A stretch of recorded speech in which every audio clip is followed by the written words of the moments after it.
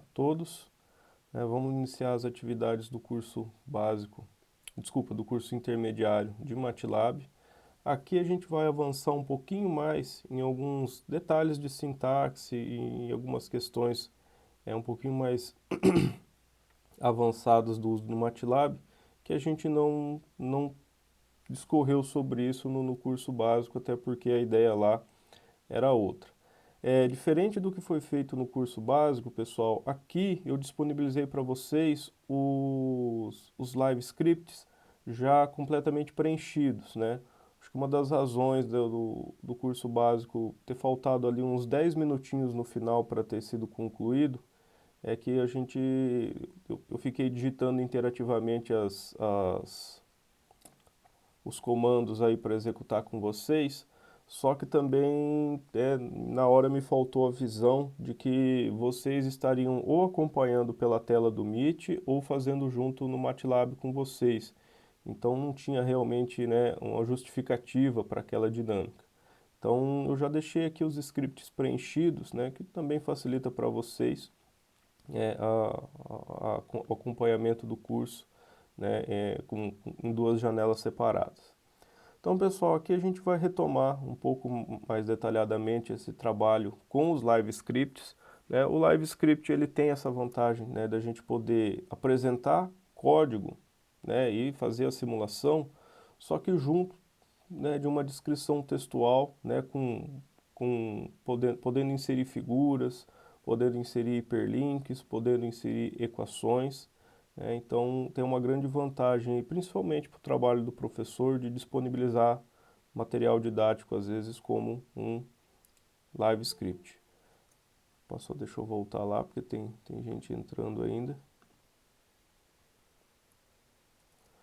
Então, pessoal, aqui nós vamos executar essa primeira parte aqui do live script, onde nós vamos fazer um gráfico aqui com preço histórico de gasolina. Esses dados aí foram tirados da internet, eu tirei do site do Banco Mundial, né, como uma tabela, só que aqui eu já salvei eles, né, como um arquivo, né, o gasolina.mat, né, então os dados já estão devidamente salvos ali para ser facilmente acessíveis pelo MATLAB. Na aula do curso básico, nós vimos como importar uma tabela, né? Era uma tabela, pode ser do Excel, pode ser um arquivo CSV, como eu havia usado. Facilmente dá para importar uma tabela dentro do MATLAB. Olha lá. Então depois, né, aqui tem uma sequência de comandos que a gente viu todos eles no curso básico, né, para plotar, para anotar a figura. Então aqui tem a figura, deixa eu abrir ela externamente para ficar mais legível, ou melhor, mais visível para todos. É uma figura com a variação do preço médio em dólar americano por litro, né, da gasolina de 1998 até 2016, no Brasil e em outros países do Mercosul, e preço nos Estados Unidos, né? E a gente consegue observar aqui a variação, aí seria a proposta fazer uma análise desse gráfico. O que está pedido aqui no final é alterar o gráfico para obter os dados dos outros países que estão no bloco BRICS. Aí, para isso, a gente pode verificar aqui como esse cara foi feito. Lembra, foi explicado lá no finalzinho do curso básico, né, que a variável gasolina é uma tabela, ela não é um array. Então a forma de acessar ela é diferente. A gente usa essa notação, né, ponto, para acessar cada coluna da tabela gasolina. Então, por exemplo, vamos aqui criar uma variável, fazer na ordem, que senão eu vou esquecer algum. Rússia, gasolina, ponto. Olha lá, percebe que aqui o editor do LiveScript, depois que eu coloco o ponto e digito a primeira letra, ele já até oferece aqui, né, algumas opções, né, do que ele tem. E esse último aqui do Federação Russa. Aí depois eu vou criar uma variável, um vetor com os valores de gasolina da Índia, né? Aí depois o C, pessoal, me fugiu aqui, o C é BRICS. Eu sei que o S é África do Sul. É, China. China.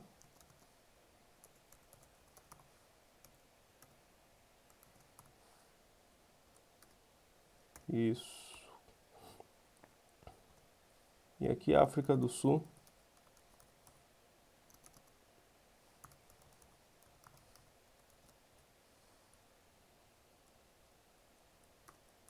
Então reparem aqui que eu criei mais alguns vetores dentro dos outros que eu já havia criado, né? Cada um com o preço ou a variação do preço de gasolina. E aí vou ter que fazer mais alguns plots. Vou copiar e colar aqui a linha do Uruguai algumas vezes, só que eu só vou alterar aqui o nome do país. Por exemplo, Rússia, que foi a variável que eu criei. Índia, China e África do Sul. Obviamente que eu vou ter que adicionar alguns nomes aqui na minha legenda.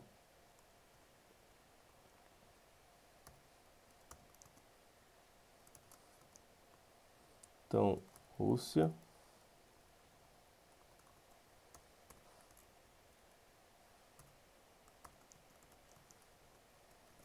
China.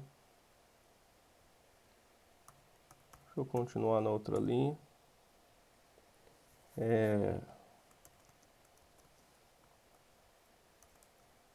África do Sul. Opa, pulei a Índia.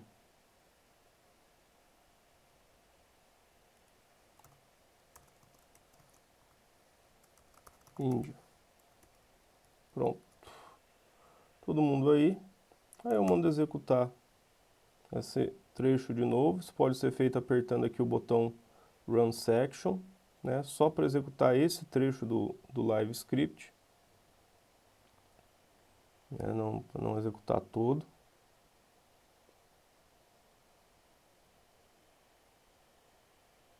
Reparem agora que eu tenho um gráfico, né, com um número bem maior de curvas, né? Deixa eu abrir ele maior aqui. Agora eu tenho, né, um número maior, com Rússia, Índia, China e África do Sul, né, no final. Aí a gente consegue ver aqui, né, que comparado ao Brasil, que é o azul escuro, né, a gente teve aí até 2016 uma certa queda no preço. Obviamente que não necessariamente reflete aqui dentro, porque o câmbio está em dólares, né?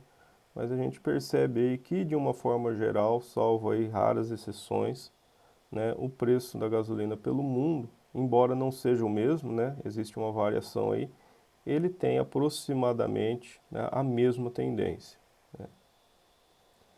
Então, uma análise simples de dados aí que é possível fazer através de um live script, né, e trazendo informações textuais em volta que vão complementar isso.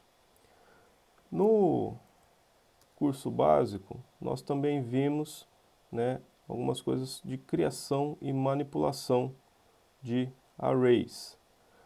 Uma que a gente vai complementar agora é a concatenação de arrays. Por exemplo, muitas vezes a gente tem um número de amostras que é um valor quebrado. Por exemplo, aqui eu estou pedindo para ele gerar um valor n que vai ser de 1 até 1024, que é 2 elevado à décima, e ele vai gerar um único valor, um escalar, 1 por 1. Ou seja, o número de valores que eu vou representar aqui, ele é aleatório. Cada vez que eu executar vai ser em um formato. E aqui embaixo, eu falei, ó, só que depois que cria esses números, eu quero que você arredonda o comprimento do vetor para a próxima potência inteira de 2. Ou seja, se for alguma coisa 513 ou mais, arredonda para 1024. Se for 15, arredonda para 16. Então essa sintaxe faz isso. Toma o logaritmo de base 2 do valor n, arredonda para cima e faz a potência de 2 nele. Ou seja, vai até a próxima potência de 2. E aí com isso, agora no final, eu vou criar um vetor x. Esse vetor x vai ter elementos aleatórios, um vetor linha, ele tem uma linha e n colunas. Ele vai ter então n componentes aleatórios, e aí depois ele vai ser complementado por zeros, com uma linha e m menos n colunas. A ideia então é que x vai ter um comprimento total de m elementos. Só que os que faltarem dos n que ele gerou inicialmente, ele vai completar com zeros. Percebam aqui que eu usei o colchete para indicar que eu vou estar manipulando um vetor, um array, e entre a primeira definição de um vetor linha aleatório e a segunda definição de um vetor de zeros, que eu estou usando aí para completar o meu vetor, eu coloquei uma vírgula. Ou seja, isso aqui vai ser executado de maneira a criar um vetor coluna. Desculpa, um vetor linha. Deixa eu separar aqui o código e executar esse trecho. Então aqui a gente percebe que x, ele sorteou um n que deu 835, a próxima potência inteira de 2 é 1024, então ele criou um vetor x, eu posso até digitar x aqui para a gente ver, os últimos valores são todos zeros, e conforme eu sou a partir de 834, ele ainda tem valores numéricos. Aí aqui eu fiz isso, só que como um vetor linha, uma linha, 1024 colunas. Se eu executo isso novamente, ele vai ter outro resultado. Agora ele fez para 544 elementos. Ainda arredonda para cima para um comprimento de 1024. Olha lá, agora que ele sorteou de novo e fez 317 elementos, ele gerou então só 512. Então a forma de fazer completar um vetor com zeros para ele ter um comprimento desejável. Isso muitas vezes é comum, a gente querer trabalhar com vetores de tamanho fixo, e completar com zeros conforme necessário. Para isso a gente faz a concatenação. É a concatenação que eu estou querendo explicar aqui como a gente faz.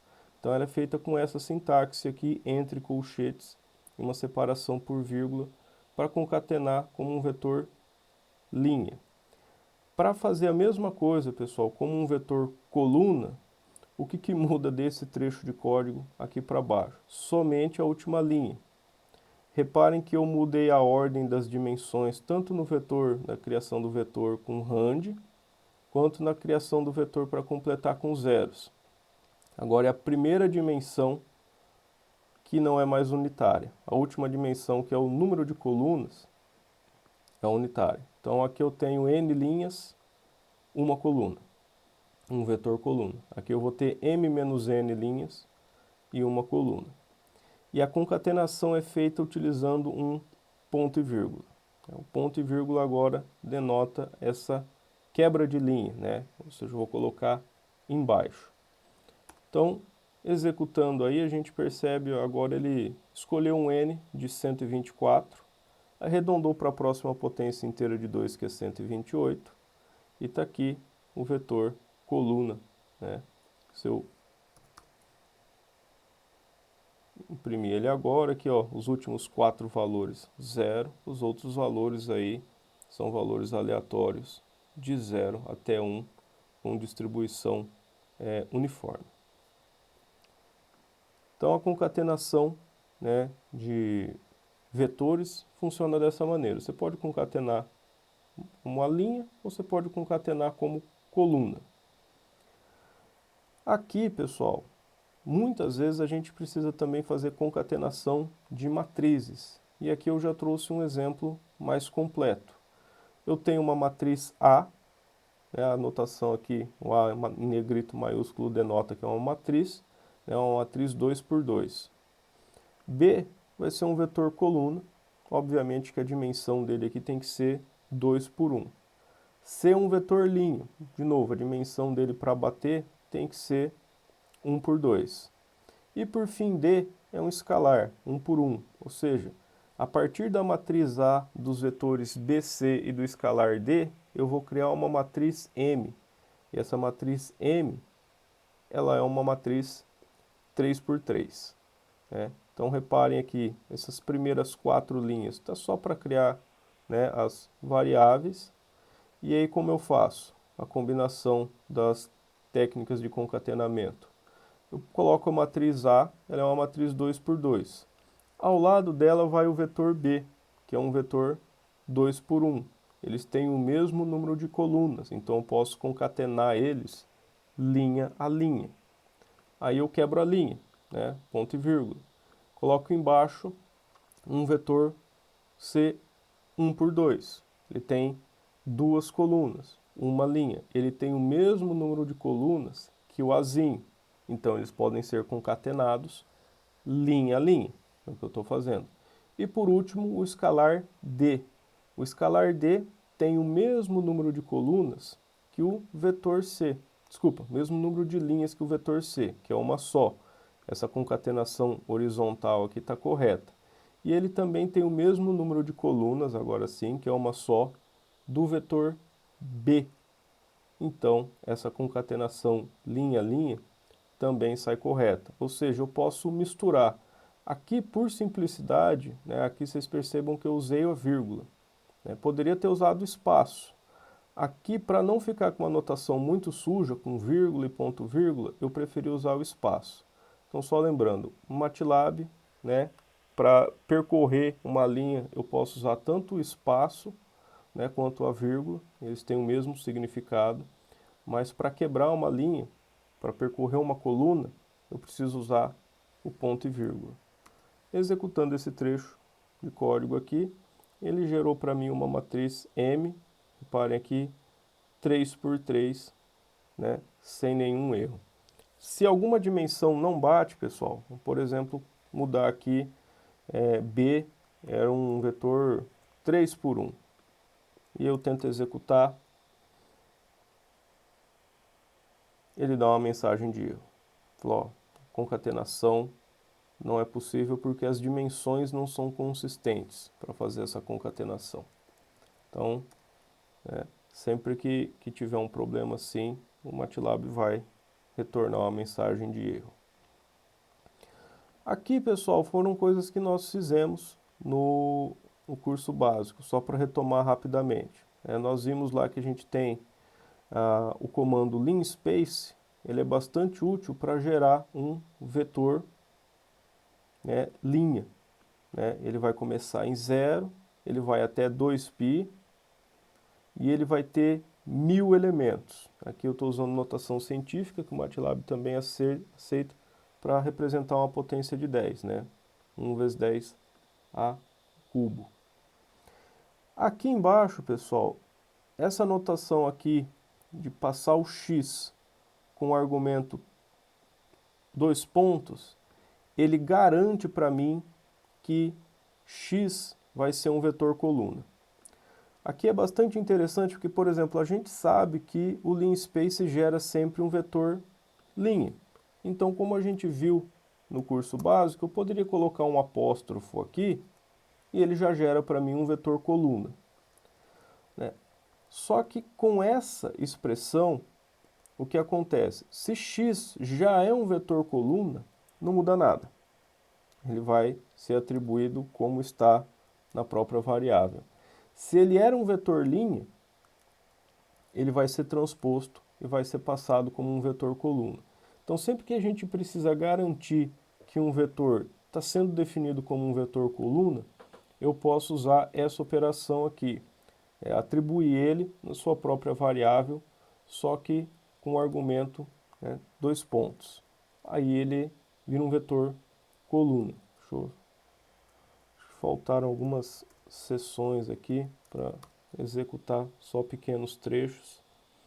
Olha lá, reparem que x embaixo é um vetor coluna, dimensão 1000 por 1. A mesma operação, pessoal, pode ser feita com matrizes. Aqui esse comando, pessoal, magic3, cria aquela matriz que é um quadrado mágico, né, que tem, né,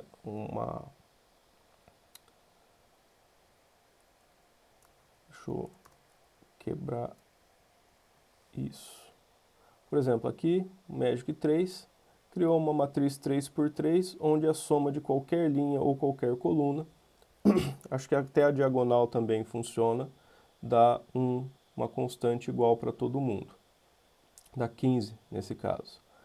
Quando eu reatribuo a matriz A com um argumento em 2 pontos, ele também vai, vamos dizer, de uma certa forma, vetorizar essa matriz. Reparem, pessoal, que esse valor ele é passado coluna a coluna, né? Primeiro valor 8, 3, 4, 8, 3, 4, e depois 1, 5, 9 da segunda coluna, e depois 9, 6, 7. Desculpa, 697. Não, 672, estou lendo errado, isso, 672 da terceira coluna. Relembrando o que eu tinha falado para vocês também no curso básico, pessoal, o MATLAB ele preferencialmente trabalha coluna a coluna. Sempre que a gente vai, né, manipular de uma matriz como se fossem os elementos de um vetor, ele vai tratar a matriz como uma coleção independente de vetores, coluna a coluna. Obviamente, né, da mesma forma que eu posso querer garantir que o vetor seja linha, eu também posso querer garantir, que o vetor seja coluna, eu também posso querer garantir que ele seja linha. E aí eu uso a mesma notação, só que aí com um apóstrofo depois, né, para ele gerar um vetor coluna. Aqui eu gerei um quadrado mágico 4×4. Então, gerei aqui uma matriz 4×4, e a hora que eu passo o argumento 2 pontos com um apóstrofo depois, ele gera um vetor linha. Só que reparem que os elementos ainda estão dispostos coluna a coluna. 16, 5, 9, 4. São os elementos da primeira coluna. São os primeiros elementos da linha. Então, ele sempre vai trabalhar coluna a coluna. Se precisa que ele trabalhe linha a linha, a gente tem que transpor a matriz antes. Então, teria que fazer a transposição de A para daí criar, né, um vetor coluna ou linha conforme necessário. Uma forma mais geral, pessoal, da gente... Aqui eu só mostrei um caso especial que era, né, pegar uma matriz e esticar ela como um vetor, tanto linha quanto coluna. Mas às vezes a gente quer fazer uma reformatação um pouco mais genérica da matriz. Para isso a gente pode usar o comando reshape. O comando reshape, pessoal, ele simplesmente precisa que o número de elementos seja igual. Por exemplo, aqui eu tenho uma matriz A que vai ser um quadrado mágico, 4×4. Né? Vai ter 16 elementos. Eu posso usar o reshape, pessoal, para reformatar essa matriz A numa matriz B com qualquer combinação de dimensões, pessoal, desde que o número total de elementos ainda seja 16. Então, por exemplo, aqui eu vou fazer um reshape para ser uma matriz agora 2×8. Né? Então, uma matriz 2×8 ainda tem 16 elementos e ele vai executar sem problema. Só deixa eu inserir outra quebra aqui. Então lá, a matriz quadrado mágico 4×4, e agora ele 2 por 8. Reparem mais uma vez, pessoal, que a forma como ele numera os elementos é sempre coluna a coluna. Né? Olhando aqui, ó, 16, 5, 9, 4, aí vai para a segunda coluna.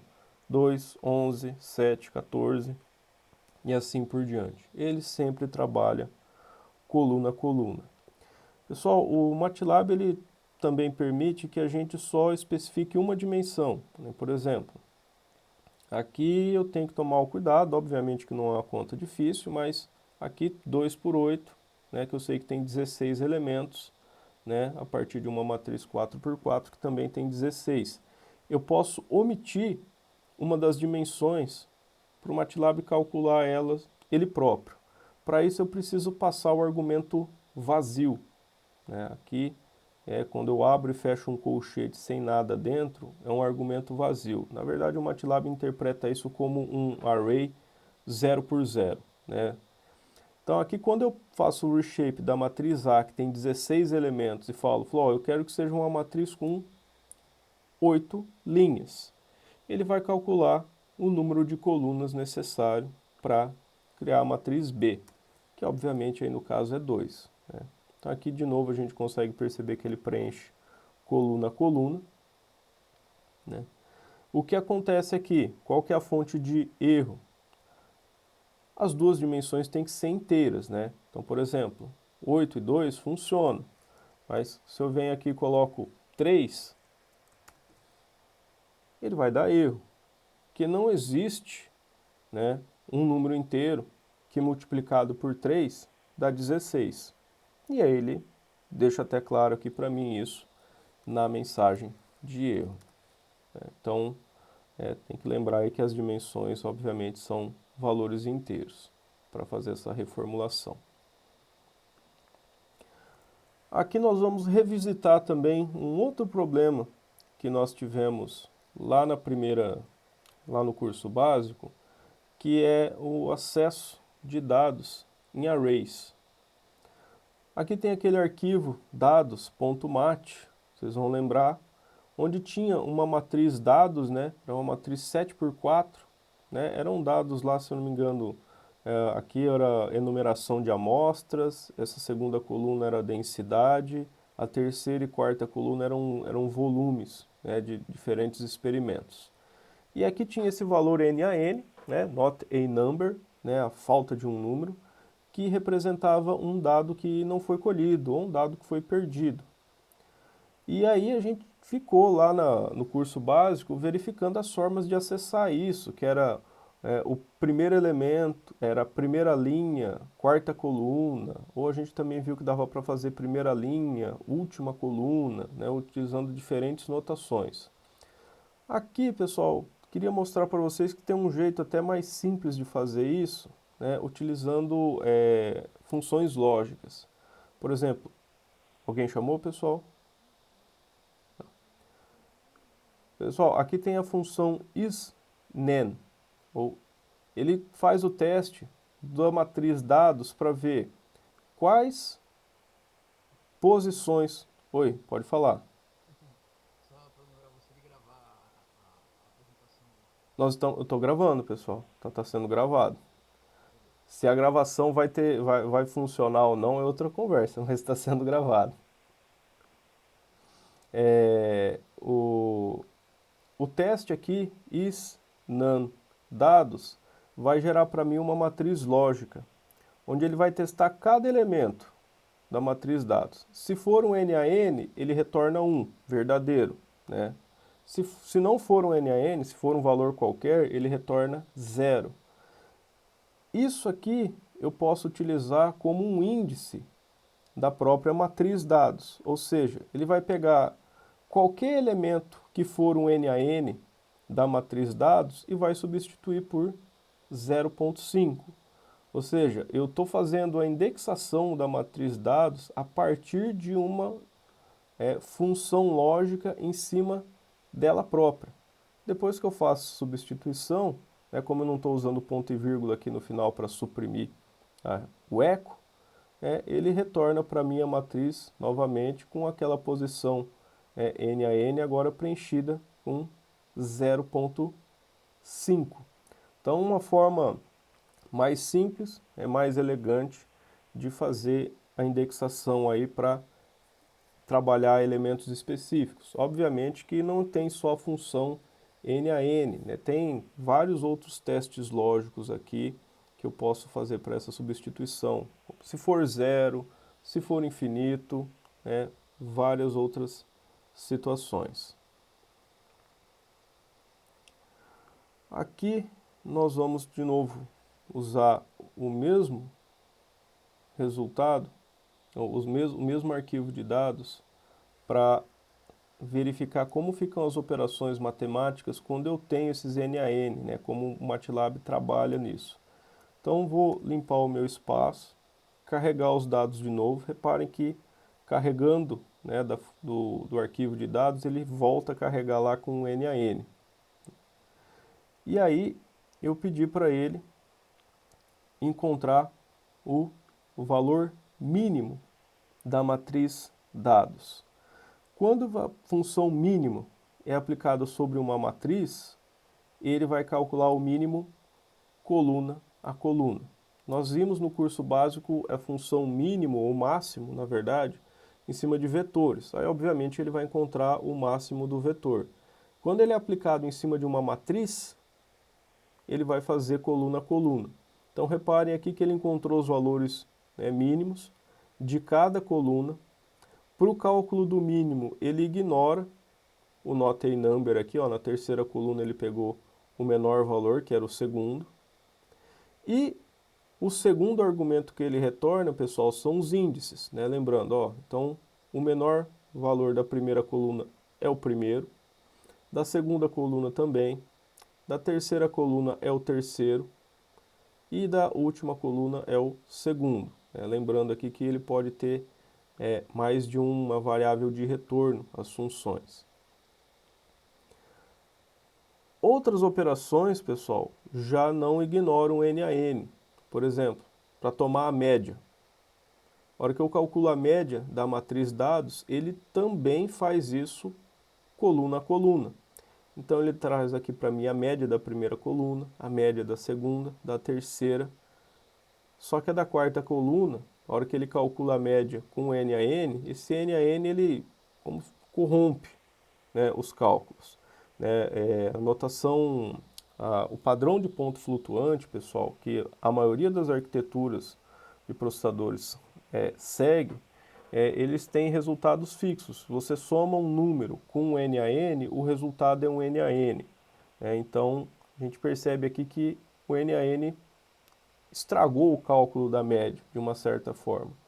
Só que na documentação da função min, que calcula a média, tem uma opção lá para falar, ó, se tiver algum MAN, omite ele dos cálculos. E é o que acontece aqui.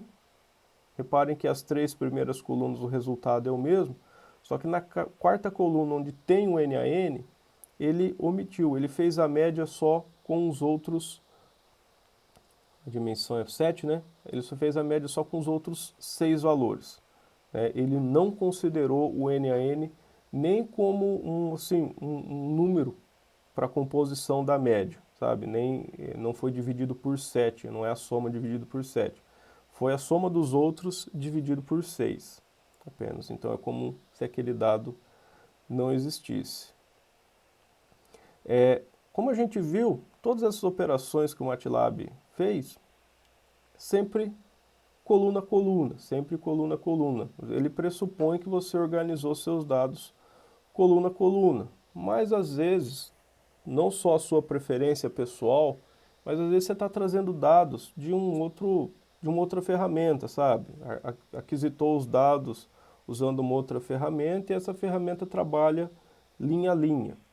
Tem que ficar toda hora tendo o trabalho de transpor isso para poder trabalhar no MATLAB? Não, né? Todas essas funções que eu fiz aqui, que eu estou fazendo o resultado com uma soma, né? Aqui ele vai fazer a soma da matriz dados.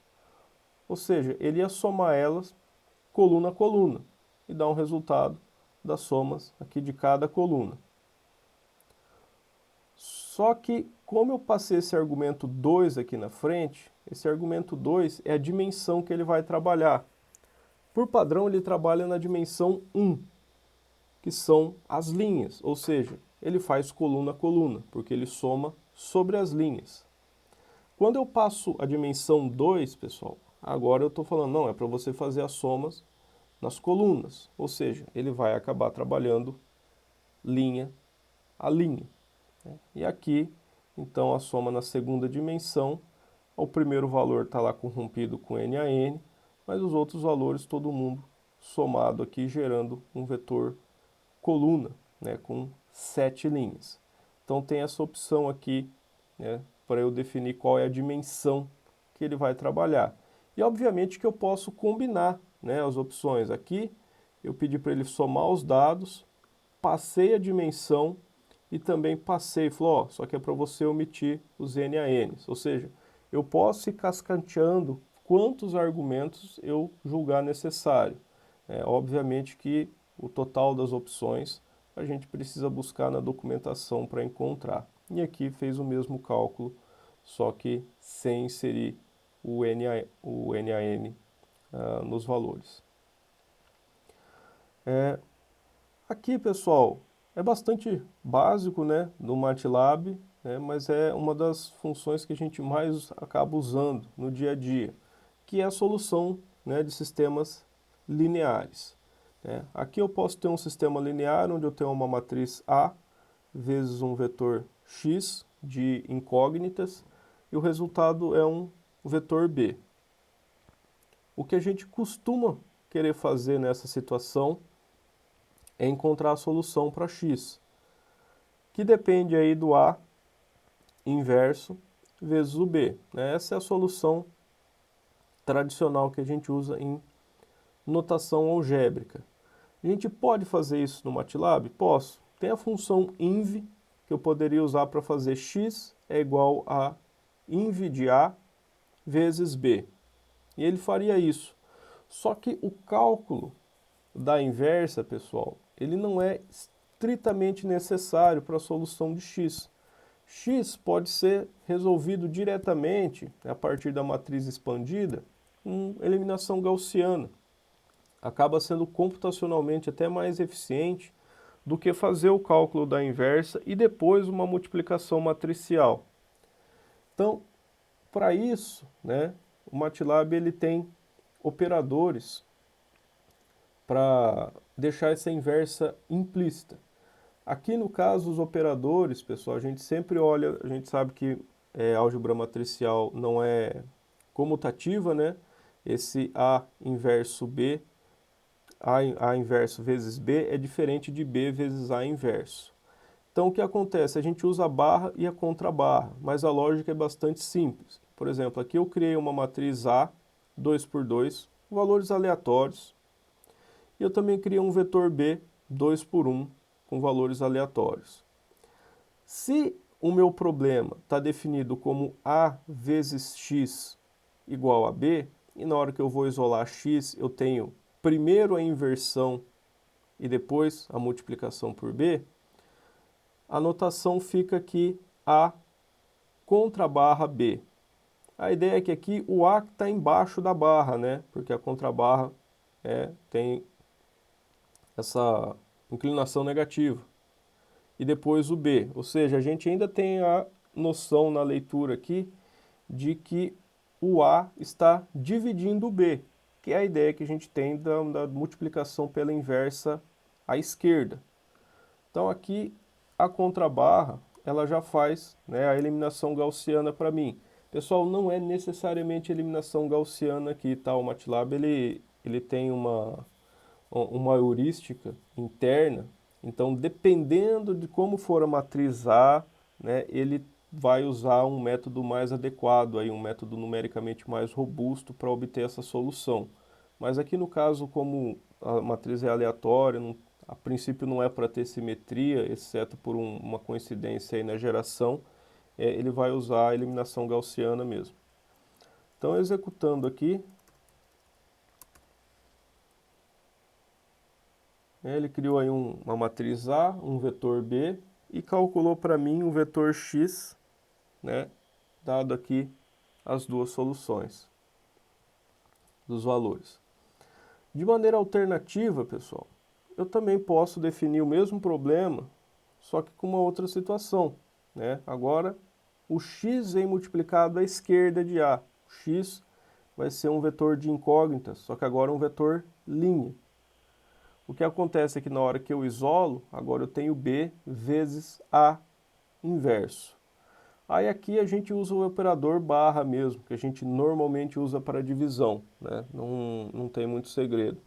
Aqui eu fiz o mesmo problema que eu tinha antes, é usar a mesma matriz A, o mesmo vetor B.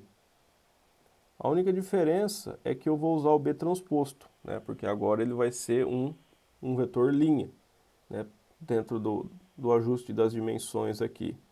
E obviamente que x, que vai ser calculado como B dividido por A, onde aqui de novo ele vai fazer a eliminação gaussiana, também vai ser um vetor linha. E como era de se esperar, pessoal, né, os elementos do vetor são diferentes, né? A solução não é a transposta uma da outra, né? Tem que lembrar que a álgebra matricial não funciona dessa maneira. Então as soluções aqui a gente percebe, do caso onde a solução vai ser um vetor linha ou um vetor coluna, os valores são distintos e é para ser. Agora, pessoal, nós vamos revisitar a plotagem de dados. A gente viu, né, a plotagem de dados no curso básico também, só que vimos um caso bem específico, bem simples de...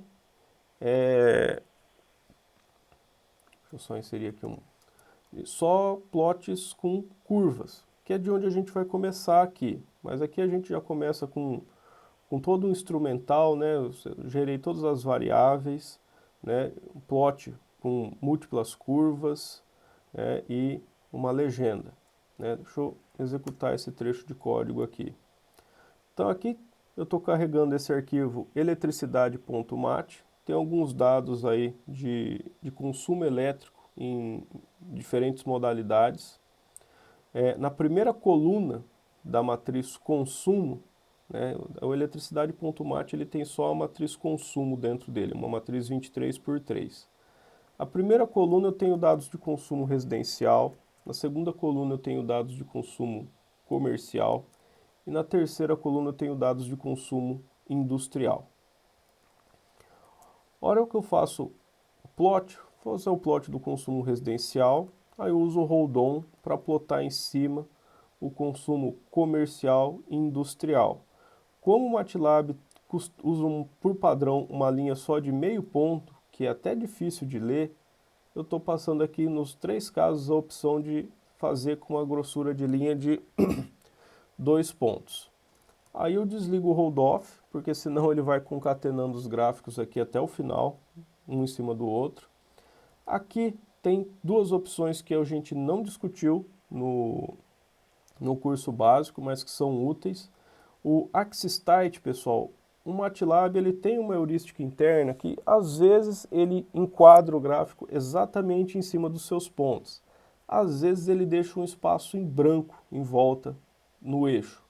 O Axis Tight força ele a fazer um enquadramento, ou seja, você tem um melhor uso das dimensões do gráfico, ou seja, ele não deixa um espaço em branco à esquerda do primeiro ponto, também não à direita e também acima e abaixo, ou seja, ele ocupa toda a faixa dinâmica que a gente dá para o tamanho do gráfico.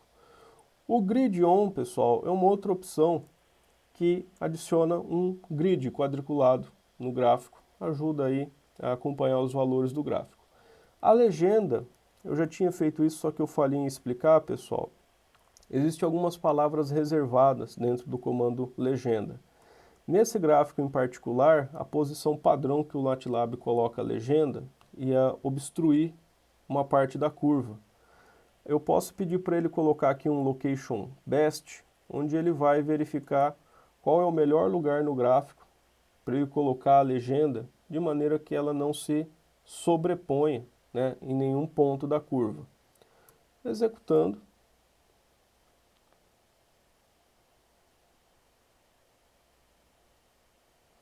Tá ali, ó, reparem, tem o gráfico. Em azul, o consumo residencial.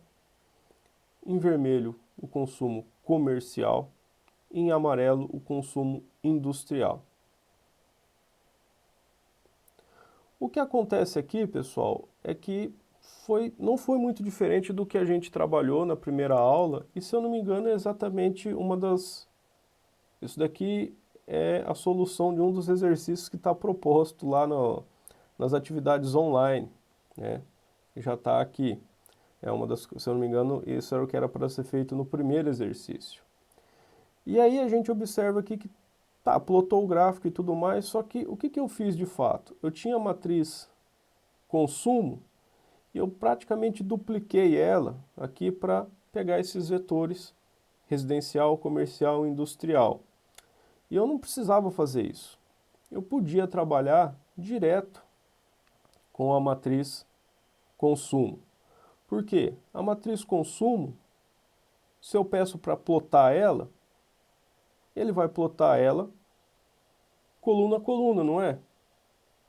Os dados não estão organizados aqui como colunas. Eu não peguei uma coluna inteira aqui, ó, todas as linhas da coluna 1, todas as linhas da coluna 2 e todas as linhas da coluna 3. Então, ao invés de ter toda essa declaração de variáveis aqui, duplicando o meu consumo de memória, e ter toda essa rotina aqui para fazer a plotagem, né, com 3 comandos de plotagem, mais os comandos aí para eu sobrepor os plots, eu poderia fazer a mesma coisa, só com essa linha, né? Porque aqui o plot do consumo, ele vai verificar, não, consumo é uma matriz, então ele vai plotar ela coluna a coluna. E aí eu tenho o mesmo resultado. Então essa é uma das vantagens, pessoal, da gente entendendo cada vez melhor como o MATLAB trabalha, porque isso nos permite escrever um código mais simples, né, com menos linhas de código, são menos chances da gente cometer um erro de sintaxe, né, um código menor, mais simples de manter, mais simples de debugar, né. Para isso a gente precisa, né, criando cada vez mais um entendimento de como o MATLAB funciona. Então aqui, né, uma curva aqui, se eu não me engano esses dados, eu não fiz questão de enfeitar demais, colocar o que era o eixo X e o eixo Y, mas se não me falha a memória aqui, ele é o consumo de eletricidade, o valor anual de consumo de eletricidade nos Estados Unidos, se eu não me engano, é medido em todo mês de julho, né, então era o consumo de verão deles, né, o consumo residencial é bem maior do que o comercial e o industrial, e aí uma função crescente. Uma coisa que a gente não viu no curso básico, pessoal, foi a visualização de dados tridimensionais, né? A gente viu só esses plots, curvas aqui, mas o MATLAB ele também faz plots tridimensionais. E aqui eu trouxe um exemplo. Primeiro eu vou plotar para a gente visualizar e depois eu vou explicando cada passo.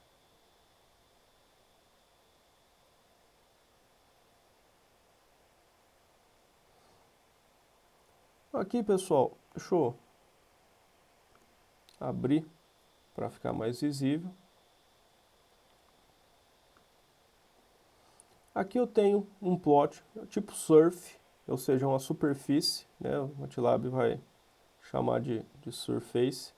Aqui eu tenho a opção aqui até de girar esse gráfico para ter uma outra visualização dele, tanto, né, de qualquer ponto de vista, né? Sou livre aqui para estabelecer meu ponto de vista. Junto dele, pessoal, eu escolhi colocar aqui uma barra de cores, né, como se fosse uma outra forma de codificar a altura, principalmente em situações onde imprimir um plot 3D não é possível, eu posso fazer uma visualização planar dele, né, que eu vou fazer tão próximo quanto eu consigo, e aí eu consigo ter a informação, né, de profundidade codificada aqui na minha barra de cores. Só um ponto interessante aqui, pessoal, se eu manipulo o gráfico aqui dentro do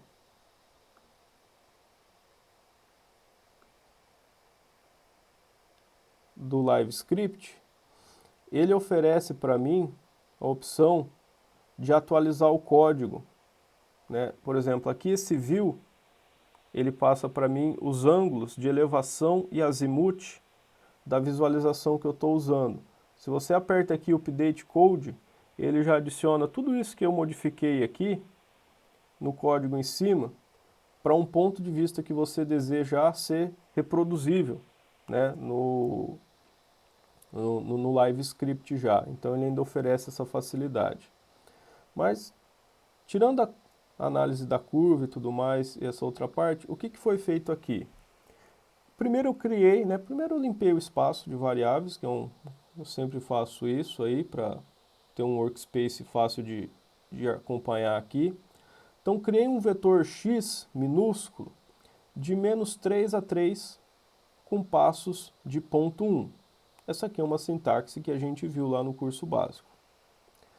Depois criei um vetor y igual ao vetor x, ou seja, a ideia aqui é que eu vou fazer então um gráfico onde eu vou olhar o x de -3 a 3 e eu vou olhar o y também de -3 a 3, com uma resolução de ponto 1. O comando mesh grid, pessoal, ele vai criar para mim os arrays mesmo, representando cada ponto dessa base agora, que não é um vetor, mas é o plano. Ou seja, ele vai tomar o x, né, que é um vetor com 61 elementos, o y, que é igual, também com 61 elementos iguais, e vai criar para mim duas matrizes, matriz x maiúsculo e y maiúsculo. Essas duas matrizes são matrizes 61 por 61. Elas definem, pessoal, o valor de x e de y para cada ponto desse plano, ou seja, cada quadrícula dessa que você está vendo no gráfico, não sei se está legível aí para vocês, ele vai corresponder a um valor de x e y. E ele vai estar codificado dentro dessas matrizes, né, com a variável em maiúsculo. E aí eu criei uma função simples, né, nada de especial com ela, x vezes y, a multiplicação ponto a ponto, ponto asterisco aqui, vezes a gaussiana bidimensional também, vezes a exponencial de menos x ao quadrado e menos y ao quadrado. Reparem aqui que na potência, né, na hora de elevar ao quadrado, eu também precisei deixar claro que é ponto a ponto. Lembrando, o MATLAB ele sempre dá preferência a operações algébricas. Então, se eu faço somente x ao quadrado, ele vai pegar a matriz x e multiplicar por outra matriz x, né? O resultado é válido, né? Vai ter até a mesma dimensão, mas não são os elementos de x ao quadrado. O que eu queria aqui eram os elementos ao quadrado, então tem que lembrar de usar o ponto. E aí, por fim, a função surf, as coordenadas do eixo x, as coordenadas do eixo y e o valor da função f. Por padrão, pessoal, só para vocês verem, deixa eu alterar aqui, comentar essa linha e executar novamente. Por padrão, o MATLAB dá preferência a um mapa de cores que não é que ele... pessoal, ele só deixou... Ele já salvou a preferência da última vez que eu executei. Vou usar o CLF aí para ele apagar tudo que ele acha que ele sabe que eu quero das figuras. Por padrão, o MATLAB utiliza um mapa de cores. Poxa. Que é o Parula. Com esse CLF aqui ele deveria ter dado certo.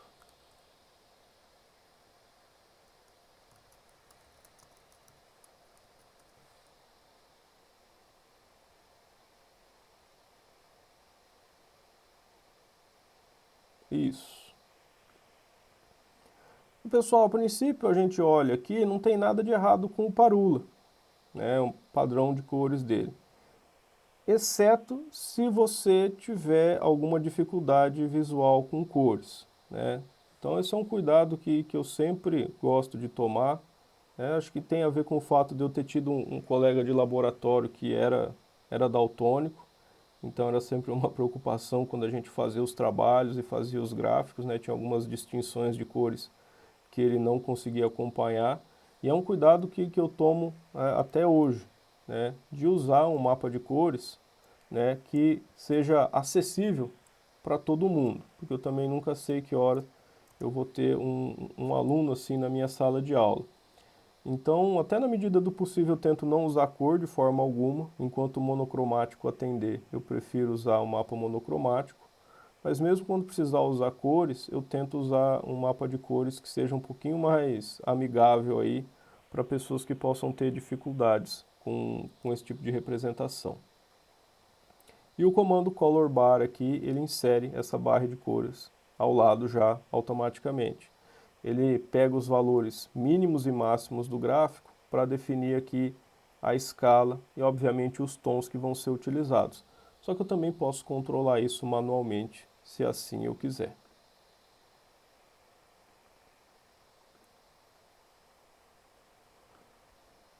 Novamente revisitando e expandindo um tópico do curso básico, pessoal, nós vimos lá em algumas situações, né, num exercício, como que eu poderia usar operadores relacionais para fazer indexação de arrays. Então lá foi bem simples, eu lembro que a gente fez algumas substituições. Se o valor era menor que 4, substitui para 0, né? Nós fizemos algumas coisas assim. Aqui a gente vai expandir isso um pouco mais porque eu posso combinar, né, mais de um operador relacional. Então aqui no MATLAB a gente tem os dois iguais, quer dizer igualdade mesmo, lembrando que um único sinal de igual para o MATLAB é atribuição. Se eu preciso testar a igualdade, eu preciso usar dois iguais. Maior que, menor que, maior ou igual, menor ou igual. E o til, depois de um igual, eu testo se é diferente. Nós vimos também outros testes, antes usando funções como o isNaN e aqui o isinf. O isinf testa se é infinito. Eu posso combinar tudo isso, né, para fazer uma seleção condicional de dados. Para combinar isso daí, eu preciso usar agora funções lógicas, né? A função lógica e, que eu posso utilizar o ampersand aqui, ou e industrial, como alguns chamam, o ou, e aqui a tipografia fica um pouco infeliz, porque não é nem um L e nem um I, né? É a barra vertical, né, do teclado, e a negação, que é o til, né? Ou seja, eu posso fazer essa combinação de e, ou e til para fazer uma seleção, né, ou uma atribuição condicional de dados. Então aqui, por exemplo, executando esse trecho de código, eu carrego de novo aquele arquivo de dados mat, uma matriz dados 7x4, e aqui eu estou falando para ele, ó, o dados, onde ele for maior que 2 ou menor que 1, substitui por NaN. Então todos os valores aqui que forem maior que 2 ou menores que 1, vai ser substituído por NaN, ou seja, sobrou só aqui 3 entradas no meio da matriz que estão entre 1 e 2. O resto ele apagou todo mundo. E aqui eu poderia fazer várias outras combinações lógicas, né? Por exemplo, vou fazer o contrário aqui. Usar o e agora tem que ser menor que 2 e maior que 1.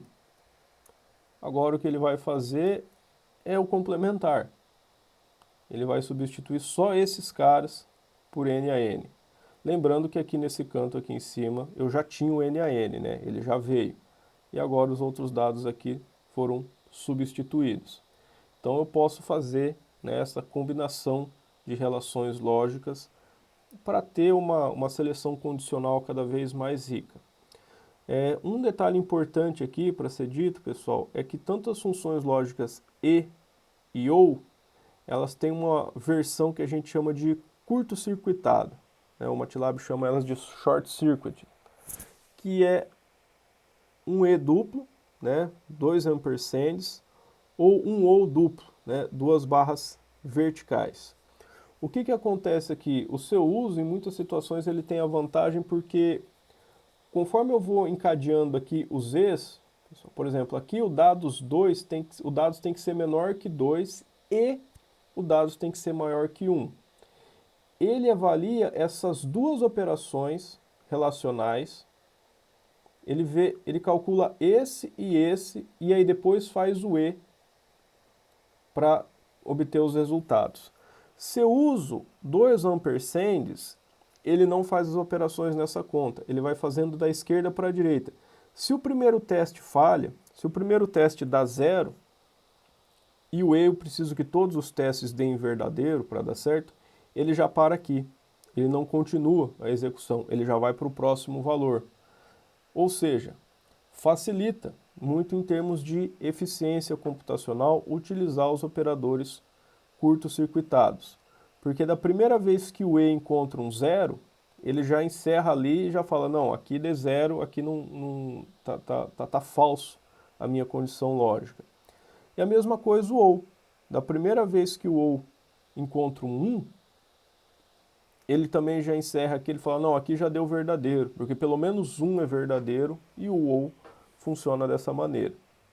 Então, tem essas duas opções que vocês comumente vão encontrar aí se vocês pegarem o código de algum lugar.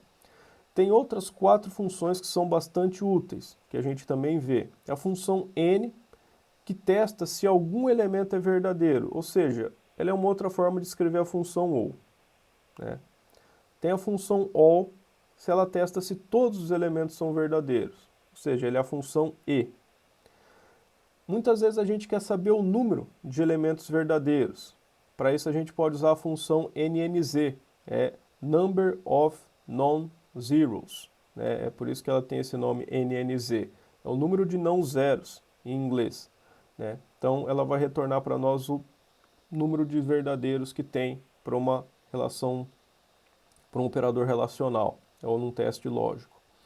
E por fim, um bastante útil é o find.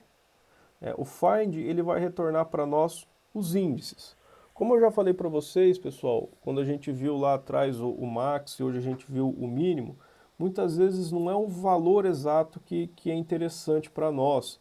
Para quem fez aquele exemplo do rastreamento das estrelas lá, que era baseado no espectro de emissão do hidrogênio, o espectro de emissão do hidrogênio, o eixo Y dele está em unidades arbitrárias. A gente realmente não está muito preocupado com os valores. Só que a posição de um mínimo, ela é mais interessante. Isso a gente obtém pelo índice.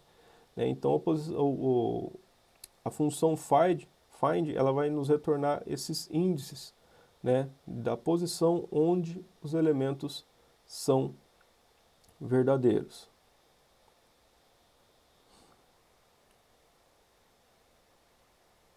Deixa eu quebrar mais uma linha aqui e voltar. Aqui vou mostrar um exemplo aí da utilização disso. Não sei se vocês repararam, pessoal, mas naquele gráfico que a gente fez do consumo elétrico, tem um probleminha aqui no começo do consumo industrial. Reparem que todo mundo começa aqui do primeiro elemento 1 e o consumo industrial está começando do terceiro elemento. Por que isso acontece, pessoal? Se eu olhar aqui o vetor, a matriz consumos, eu percebo, o consumo industrial é a terceira coluna. O segundo elemento, pessoal, é um valor faltando, é um NaN. Esse valor faltando aí, pessoal, ele quebra a curva no meu plot. Ou seja, uma forma de eu fazer uma plotagem de uma curva quebrando ela em duas partes, é inserindo o NaN no meio. É uma característica da função plot. Como eu estou plotando uma linha contínua, e eu estou quebrando ela no meio com esse NaN, acaba que esse primeiro valor aqui também não aparece no gráfico, porque eu não tenho um ponto para interpolar ele para continuar a curva, ou seja, o meu gráfico fica faltando os dois pontos iniciais, porque aqui no meio eu não tenho nenhum valor no índice 2, e o índice 1 ele não aparece por questão do funcionamento da função plot. Se eu pedisse para plotar aqui de uma outra forma com os marcadores, o índice 1 apareceria, né, o marcador apareceria. Né, mas, ó, deixa eu, ao invés de falar, vamos fazer.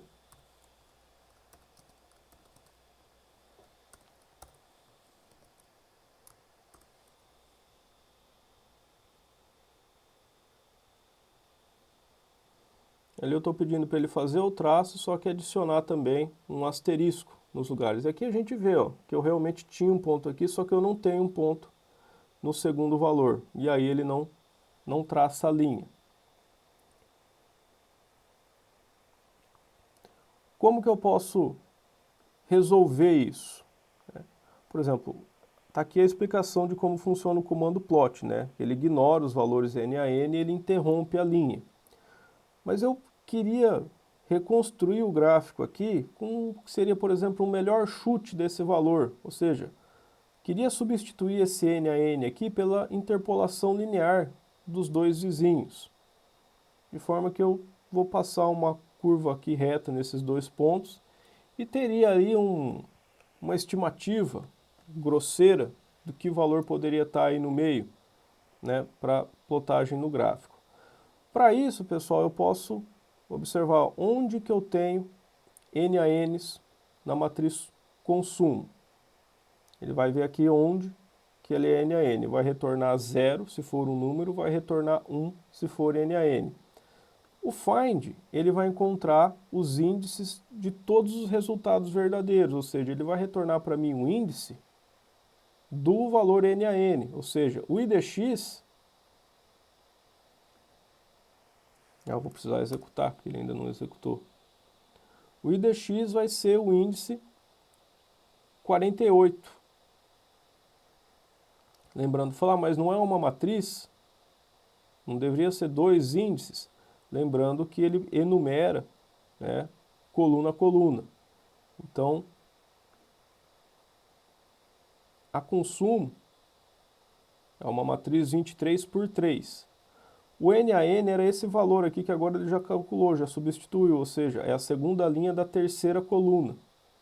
Então é 26, 23 mais 23 dá 26. Aqui vai ser o da 46, desculpa. Aqui o elemento 47 e aqui o 48. De posse desse índice 48, eu falo ó, o consumo no índice 48 vai ser o consumo no índice 47, né, o índice menos 1, mais o consumo no índice 49, dividido por 2. Aí agora que eu fiz essa substituição aqui, eu posso plotar o consumo e agora eu tenho ali o gráfico começando do primeiro ponto, obtendo aqui a interpolação linear e partindo para a terceira medida aqui no meio.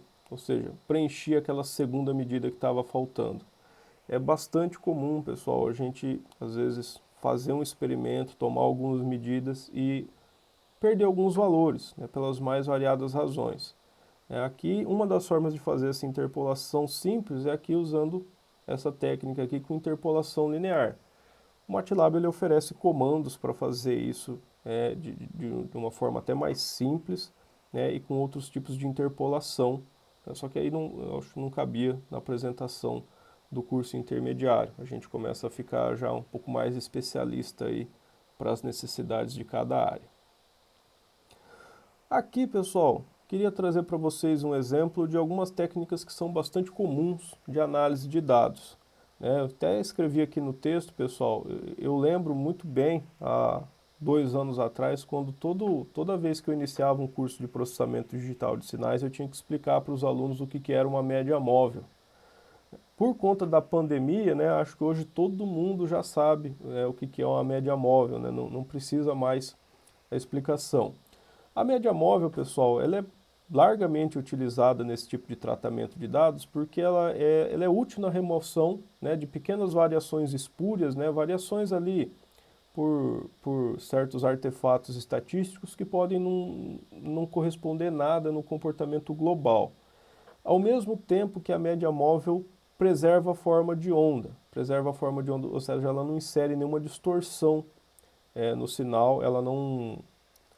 A parte mais importante é que o filtro média móvel ele não faz nada com o sinal que não possa ser desfeito depois. Você não perde nada na aplicação de um filtro média móvel. Então aqui, pessoal, como exemplo, desculpem, eu carreguei um sinal de ECG, né, um sinal de eletrocardiograma, né, um sinal bastante comum aí em aplicações biomédicas, né, na engenharia eletrônica é um sinal que a gente usa para exemplos em várias situações. É a primeira vez que eu estou usando um exemplo da engenharia eletrônica aqui, hein, pessoal? Então ninguém vai poder falar que eu puxei a sardinha. Então aqui eu tenho um gráfico de ECG, em azul eu tenho o sinal original, em vermelho eu tenho o sinal filtrado. Aqui nessa escala, isso não aparece muito claramente, mas eu vou dar um zoom aqui no meio para a gente verificar isso. Aqui fica bem claro, pessoal, a gente percebe que o sinal original em azul, ele tem várias variações espúrias, né? Ele está sujo, o traçado dele varia muito rapidamente aí em pequenos passos de tempo. Isso a gente chama de ruído de medida. O sinal filtrado em vermelho, ele elimina essas variações espúrias, né? Ele já é uma coisa um pouco mais comportada. Ele é o resultado, né, do filtro, da aplicação desse filtro média móvel, né? Aqui basicamente o que eu fiz foi, limpei as variáveis, como eu sempre faço, carreguei um arquivo de dados aqui, ecg.mat. Esse ecg.mat tem uma variável ecg_sig dentro dela. E aí eu obtive como saída, um sinal aqui, o resultado da aplicação do filtro média móvel, né? A função moving_min calcula isso para mim. O primeiro argumento é o vetor com os dados. O segundo argumento aqui, que o LiveScript me permite inserir como um cursor deslizante, é o tamanho da janela do filtro média móvel. Então vocês veem lá, para quem acompanha, que obviamente que o filtro média móvel, o resultado dele é afetado pelo comprimento da janela. Por exemplo, vou utilizar aqui uma janela de comprimento 1. Cada vez que eu mudo uma janela aí, ele recalcula já automaticamente, pessoal. E aqui embaixo eu estou só fazendo a plotagem. A janela de comprimento 1 a gente percebe que não muda nada, né? O sinal filtrado se sobrepõe ao original porque ele está fazendo a média móvel do valor atual com ele próprio, não muda nada. Conforme eu vou aumentando o comprimento da janela, pessoal,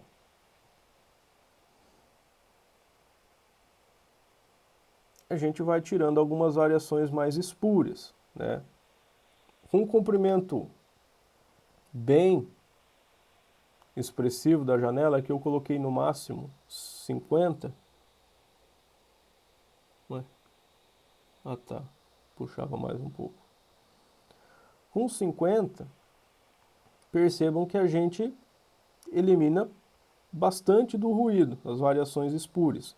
Só que a gente também joga muito do sinal fora, né? E esses picos no sinal de ECG são aqueles picos que a gente fala que é da contração ventricular. Marca ali, marca bem claramente a cadência do batimento cardíaco. A gente percebe que um média móvel muito longo matou esses sinais. Então é interessante ter parcimônia aqui na hora de definir o comprimento de uma janela do filtro média móvel para remover só as variações espúrias e não comprometer, né, o conteúdo, né, do sinal. Mas, como eu falei, o filtro, a operação média móvel, né, com um razoável comprimento de janela, é uma forma bastante comum. Depois que a gente obteve sinais de qualquer natureza aí em algum experimento, deu pelo menos tirar o pior, né, das variações aleatórias ali das componentes espúrias desse sinal, para iniciar um tratamento mais envolvido, alguma coisa mais sofisticada em cima desse sinal. Deixa eu só fazer o zoom aqui novamente. Se eu não me engano, esse aqui foi feito com 8 amostras. E aqui a gente consegue ver que boa parte das variações espúrias, né, já foram removidas, né? A gente percebe aí que eu tenho um sinal filtrado em vermelho, se bem que esse vermelho do MATLAB para mim é laranjado mesmo, é bem mais comportado, né, variando bem menos do que o sinal original que está em azul.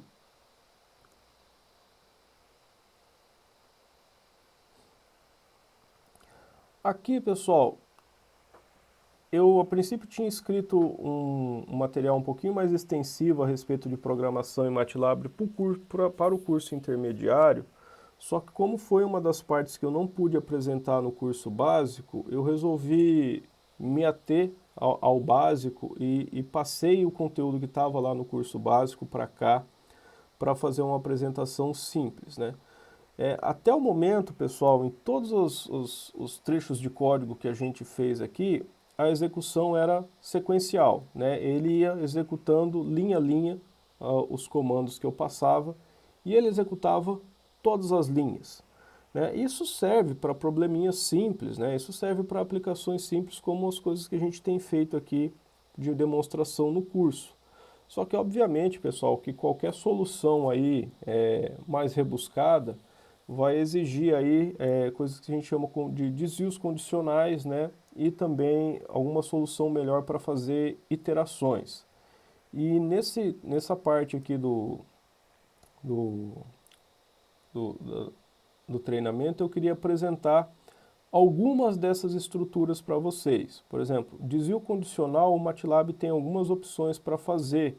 Eu vou mostrar só o desvio condicional feito com a função if, onde a gente tem um bloco, né, com um teste, if do inglês C. Então aqui, se x for igual a zero, ele vai executar aqui uns comandos que eu defini. E aí, depois eu fecho o bloco com um end, com a declaração de final. Ou seja, os comandos que estiverem aqui no meio só serão executados se x for igual a zero. Se x for diferente de zero, ele vai seguir a execução do código abaixo da função end. Ele ignora o que existia ali até o end. Então, por exemplo, aqui eu tenho uma situação bem simples. Ó. Eu tenho um bloco if bastante simples. Aqui eu estou basicamente só apresentando a sintaxe. Então, eu defini uma variável x igual a zero. E aí fiz a declaração. Se x for maior que zero, imprime esse valor na tela. A função disp, ela imprime o que eu colocar aí na tela. Ela imprime que x é um valor positivo. E depois do end não tem nada. Então, se eu mandar executar assim, do jeito que está aqui, como x é igual a zero, ele não vai fazer nada. Ela executou e não imprimiu nada. Só deixa eu limpar a tela aqui, porque senão fica mascarado também. Então, olha lá, executou novamente e não imprimiu nada. Se eu coloco x, por exemplo, igual a 2, mando executar de novo, agora ele imprimiu para mim, ó, x é um valor positivo. Eu posso colocar mais de uma condição específica. Ao invés de fazer um único teste, falando, não, eu tenho situações separadas, que nem, por exemplo, nesse caso aqui, ó, mantive lá o x maior que zero, para imprimir a mensagem que o x era um valor positivo. Só que eu também quero imprimir a mensagem se x for um valor negativo. Aí eu posso usar o else if. Ó, e se x for, na verdade, melhor dizendo, ou se x for menor que zero, aí você imprime essa mensagem. Então, por exemplo, do mesmo jeito que está aqui, se eu executar esse trecho de código, ele não vai imprimir nada, porque o x é igual a zero, ele não pega nenhuma das condições. O x é igual a 1, ele vai imprimir que x é um valor positivo. Se x for menos 1, ele vai pegar o segundo teste, x é um valor negativo. Por fim, pessoal, eu também posso colocar uma outra condição, else. Ou seja, vou ter aqui um if, eu posso ter uma sequência de else ifs, quantos eu precisar, e depois eu posso colocar o que sobrar, né, de todas as condições que eu testei, se não der nenhuma delas, vai ser esse. No caso aqui eu tenho uma lógica bem simples, né? Se x não é maior que zero e não é menor que zero, ele é zero. Então, pedi para ele imprimir aqui a mensagem que x é nulo. Aí eu não vou testar todos os casos aqui, vou testar só esse último. Né? Ele cai no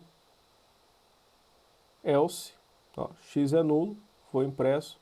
Então, essa, pessoal, é a sintaxe, a estrutura de desvios condicionais para execução de código.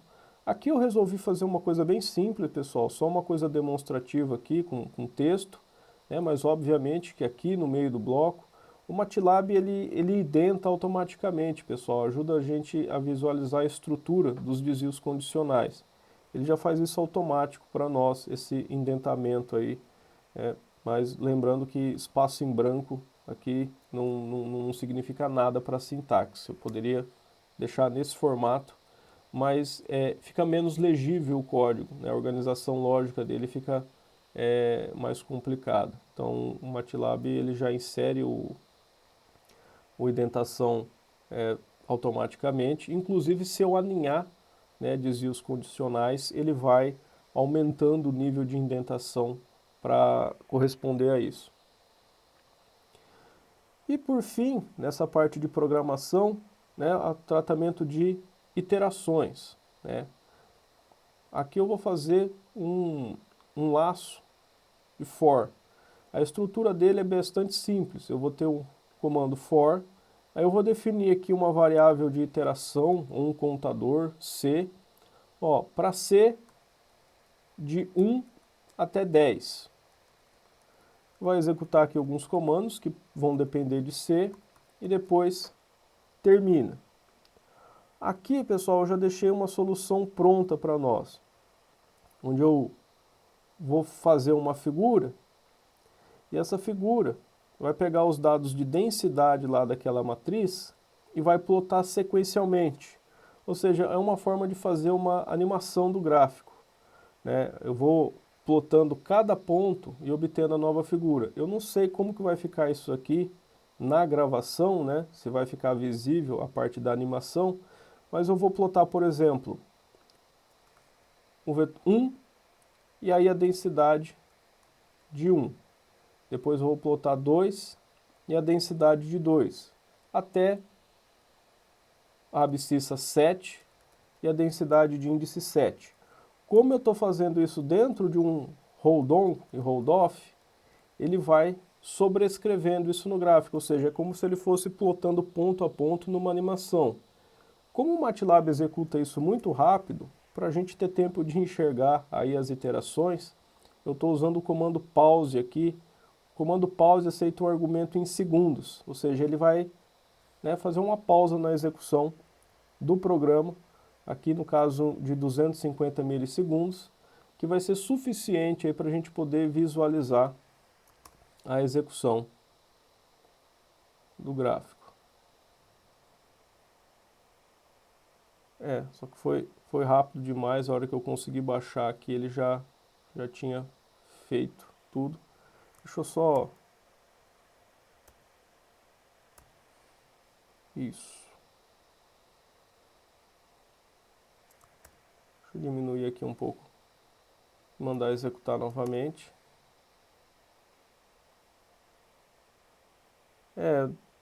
Tá muito rápido, né? Não sei se vocês fazendo aí local em vocês vai ficar mais legível, mas aqui para mim deu para apareceu, né, ele plotando um ponto de cada vez e crescendo a escala, né, conforme ele plotava mais pontos, mas eu não sei se apareceu no vídeo mesmo porque eu precisei diminuir bastante aqui a escala, aumentar, melhor dizendo, não, desculpa, correto da primeira vez, diminuir a escala da figura para ela ficar inteira legível aqui no espaço que eu tenho. Então, pessoal, esse era o conteúdo principal do curso intermediário. Por razões de ordem prática, pessoal, eu separei aqui outras partes do curso no LiveScript. Tem um segundo LiveScript aí, pessoal, para vocês dentro da pasta, que é o funk.mlx. Esse funk, pessoal, a gente vai ver os rudimentos aí do trabalho com funções dentro do MATLAB. Até agora, pessoal, a gente só usou funções que já estavam definidas no MATLAB. E o MATLAB, principalmente quando a gente instala alguns toolboxes aí, eles oferecem uma pluralidade aí sem fim de funções. Aqui eu vou fazer um exemplo como se eu tivesse um problema bem específico para ser resolvido. Eu quero, dado um vetor qualquer, eu quero obter os 3 maiores elementos desse vetor, sempre. Eu tenho uma necessidade específica aqui para obter os 3 maiores elementos do vetor. Então aqui eu iniciei aqui, fiz um script que resolve esse problema para mim. Então criei um vetor aleatório aqui, um vetor 10 por 1, um vetor coluna com 10 elementos. E aí o que eu fiz? Eu fiz a ordenação deles em ordem decrescente. Ordenando eles em ordem decrescente, eu peguei o vetor x e atribuí de volta para x. O comando sort faz a ordenação. Ele normalmente faz a ordenação em ordem crescente, mas aí com a opção descend, ele faz ela em ordem decrescente. Então, uma vez que eu ordenei os vetores em ordem decrescente, os 3 maiores valores vão ser agora x de 1 a 3.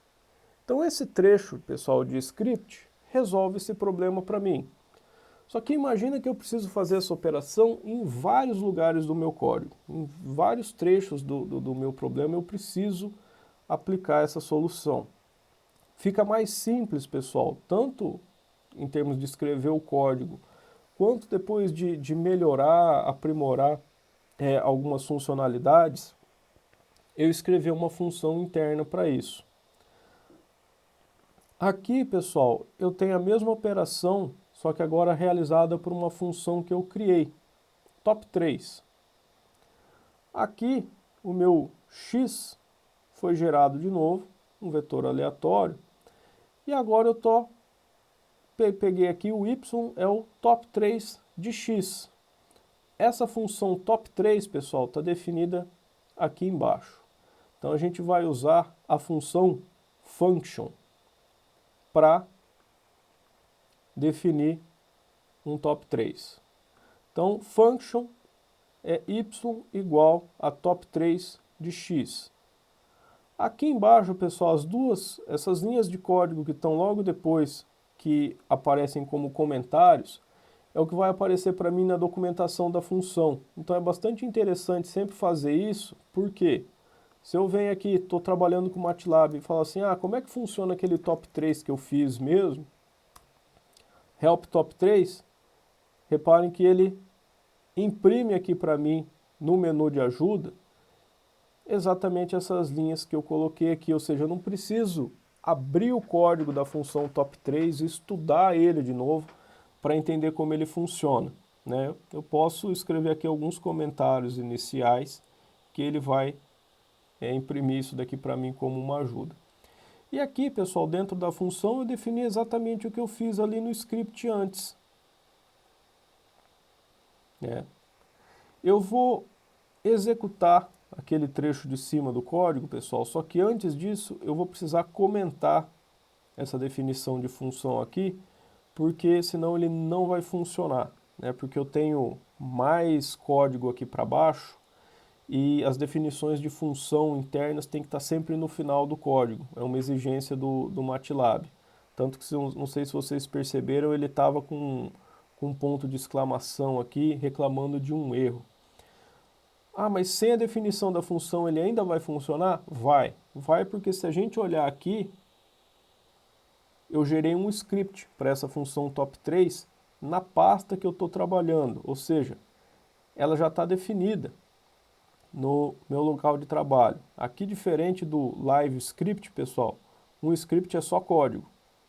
Então, essa função top3 já está definida. Então, agora eu vou realizar aqui esse resultado. Só deixa eu tirar, esqueci de tirar esse último ponto e vírgula aqui, para mostrar que os dois, não vai dar, não adianta mostrar que os dois resultados são iguais sem eu imprimir os dois vetores, porque ele vai usar vetores diferentes. Beleza, agora eu posso executar. Então aqui ele criou um vetor x, essa é a solução de cima, e aqui em cima ele pegou os 3 maiores valores, isso é no script. Aqui embaixo, pessoal, a mesma coisa, né? Só que isso foi feito utilizando a minha função top3. Então isso ajuda com que eu resolva tarefas repetitivas de forma mais rápida. Por exemplo, o que acontece agora? Vamos voltar lá para o script do top3. Se eu analiso esses comandos aqui, pessoal, ele vai fazer o ordenamento em ordem decrescente. Se eu olhar a documentação da função sort, pessoal, eu vejo que ela faz isso com matrizes também. E ele vai trabalhar com as matrizes coluna a coluna. Então fala assim, então a princípio essa função top3 aqui não precisa trabalhar necessariamente com vetores, né? X pode ser uma matriz. Não, não pode.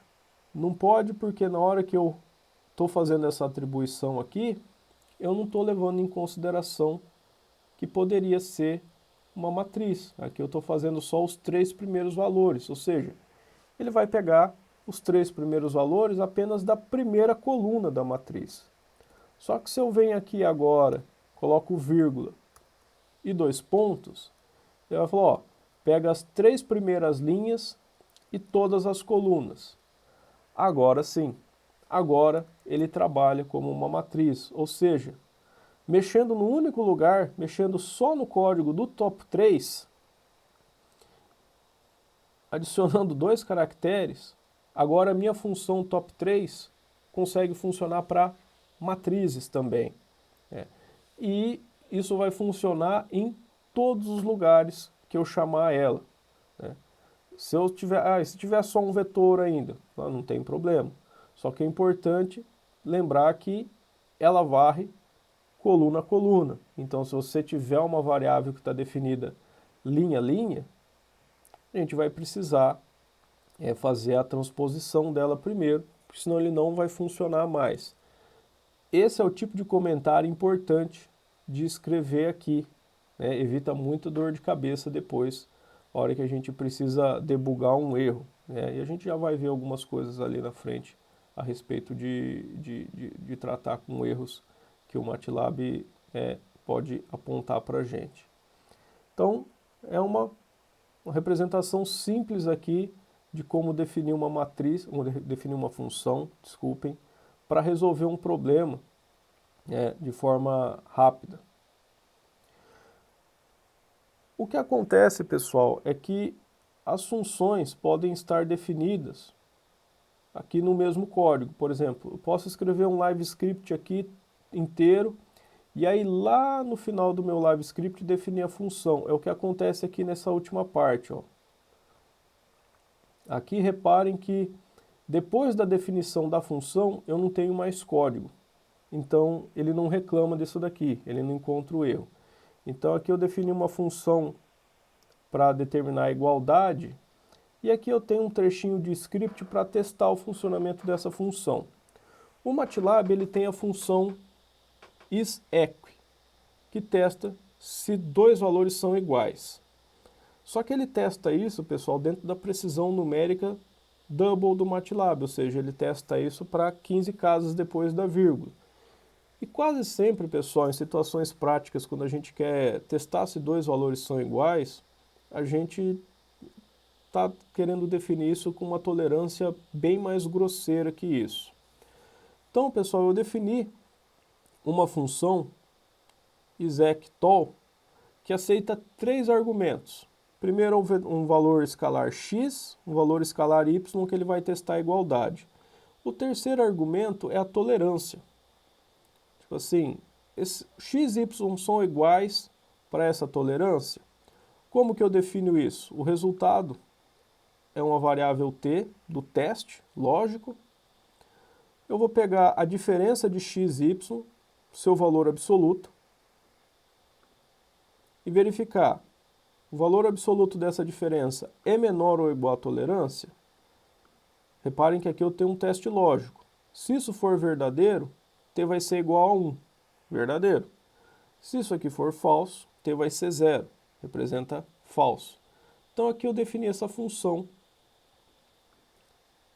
e aqui eu estou usando ela. Né? Reparem que aqui ela não está definida na minha pasta, né? Não tem a função isEqTol aqui, ela está definida dentro do próprio script. Como ela é a última no script, aqui ela funciona sem problemas. Então, executando aqui, ó, peguei dois valores, 3 e 3.001. Falei que a tolerância é 1 vezes 10 a menos 3, ou seja, 1 milésimo.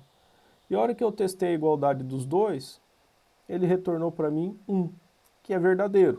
Ou seja, dentro dessa tolerância, ele considera que os dois são iguais. Se eu altero ali o y e executo novamente, agora 3.002, ele fala, não, agora são diferentes. Ó, o resultado deu, lógico, 0, falso. Ou seja, x e y agora são diferentes.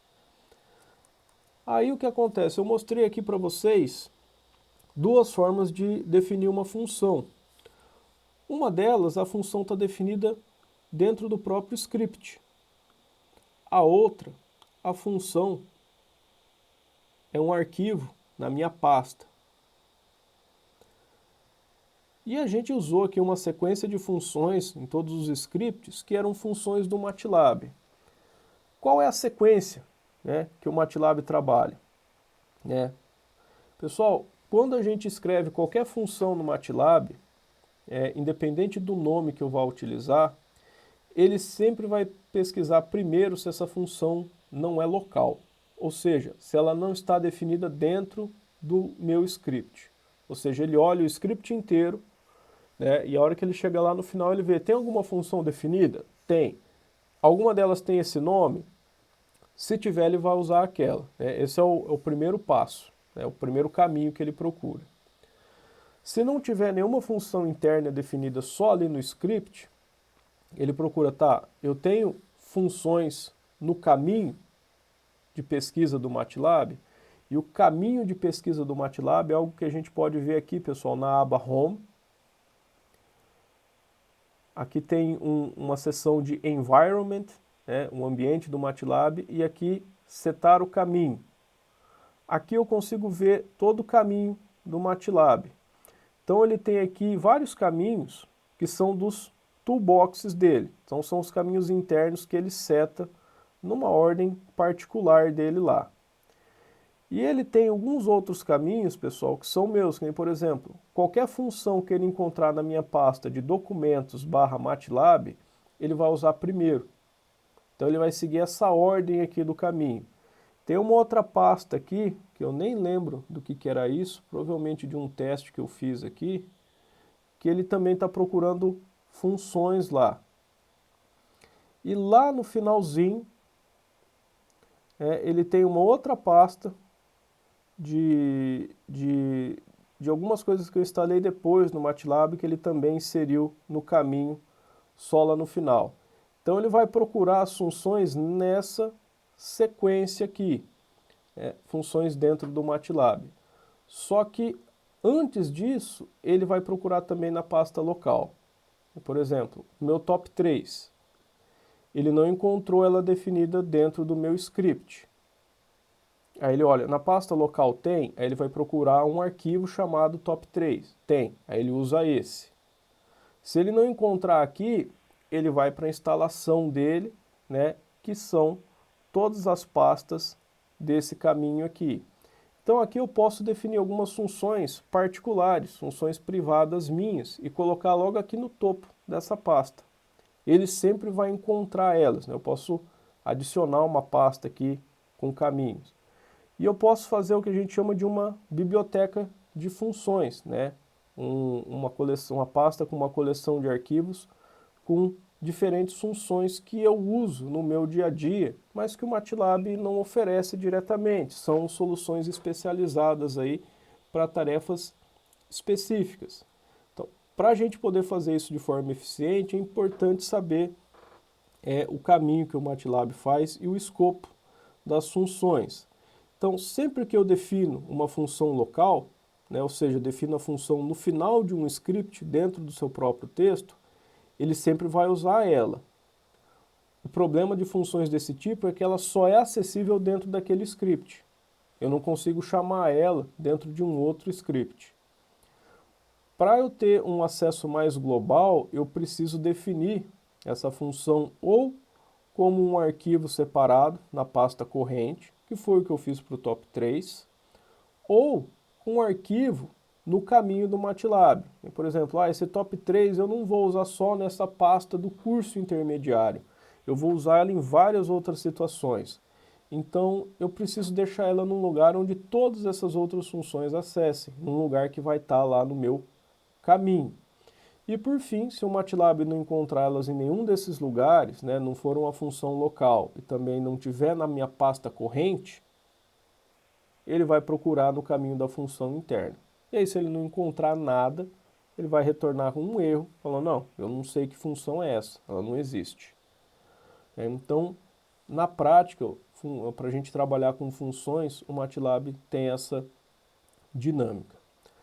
Por último agora, pessoal, eu queria trazer para vocês algumas considerações, né, para quando a gente encontra erros no código e até alguns detalhezinhos simples aí na otimização de código. Então aqui, pessoal, eu trouxe um problema aqui da definição de uma função que tem alguns problemas de otimização.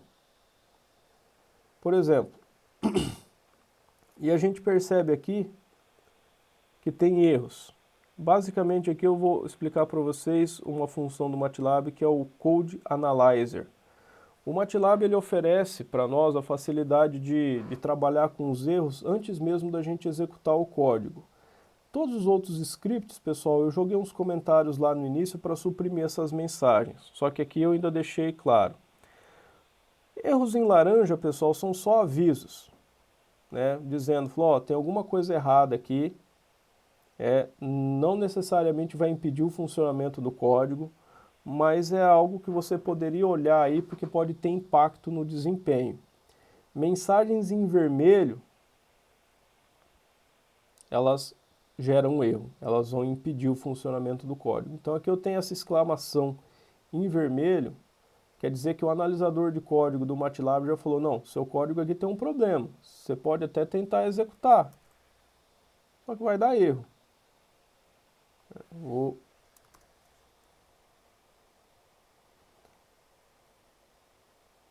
Então aqui, nesse código, eu defini somente uma função. Deixa eu maximizar isso para ficar simples de avaliar. Não, peraí.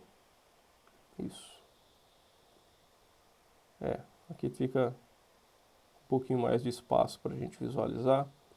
Então aqui eu defini uma função, pessoal. myConv. Aqui, pessoal, eu quero fazer uma função que calcule a convolução de dois vetores. Convolução é um nome feio e um pouco especialista, pessoal. Para entender convolução, a gente também pode falar que é o produto polinomial.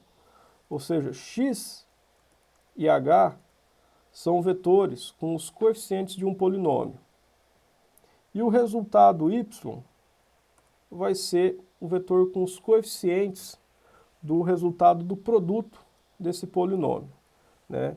Em alguns círculos isso também é chamado de convolução. Na engenharia eletrônica a gente sempre chama isso de convolução. Então o que que acontece? Aqui eu girei uma função, o MATLAB tem uma função que faz isso, tá pessoal? Chama conv, né? Mas aqui eu quis fazer a minha convolução.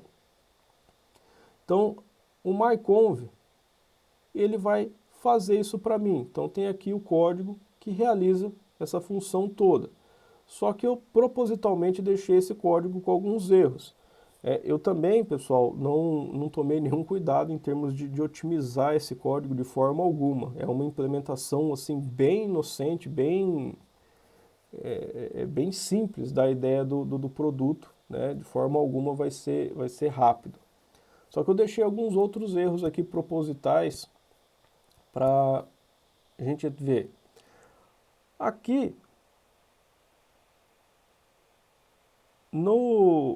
nessa barra vertical aqui mais à direita do Code Analyzer, ele já mostra para mim alguns lugares onde ele identificou o erro. Eu posso clicar aqui e ver, ó, por exemplo, na linha 13 do código, ó, a sintaxe está faltando um parênteses fechando, e isso é um erro. Esse erro vai impedir o funcionamento do código. E ele até mostra aqui para mim, ó, grifado em vermelho embaixo, ó, você abriu um parênteses, mas não fechou. A hora que eu fecho, o erro some. Agora a gente repara que aqui em cima eu fiquei só com um aviso de atenção. Esse aviso de atenção normalmente não quer dizer que o meu código não vai funcionar. Então vamos testar aqui. Lembrando que a função tem que estar definida ao final, então vou definir aqui alguns vetores com coeficientes de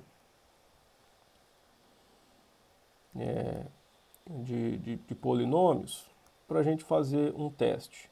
Então vou, por exemplo, fazer aqui uma multiplicação de dois polinômios de ordem 1, que é simples da gente acompanhar o resultado. Então, aqui vai ser x mais 1, né? Aqui é a primeira potência, x elevado a 1. Aqui na última posição sempre a potência x elevado a 0. Então aqui é como se eu tivesse x mais 1. E aqui embaixo eu vou fazer x mais 2. Então multiplicando x mais 1 por x mais 2, até esse aqui eu vou chamar de h. E aí y myconv x e h.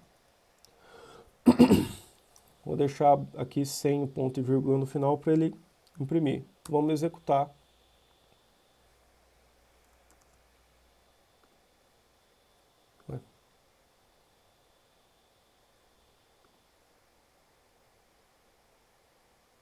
Ah, ele encontrou um outro erro aqui. Faltou o end da função no final. Por isso que ele não estava executando. Quando eu defino uma função interna, isso não aparecia antes porque eu não tinha mais código no meu programa. Mas aqui agora que eu defini uma parte script e outra a função, ele pede que eu defina com um end quando que a declaração da função acaba. Desculpem, pessoal. Para poder acertar as coisas. Agora sim.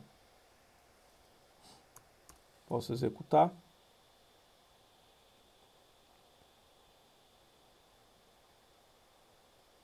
E aqui a gente percebe que ele não fez exatamente o que eu queria. Era para ele ter imprimido um y.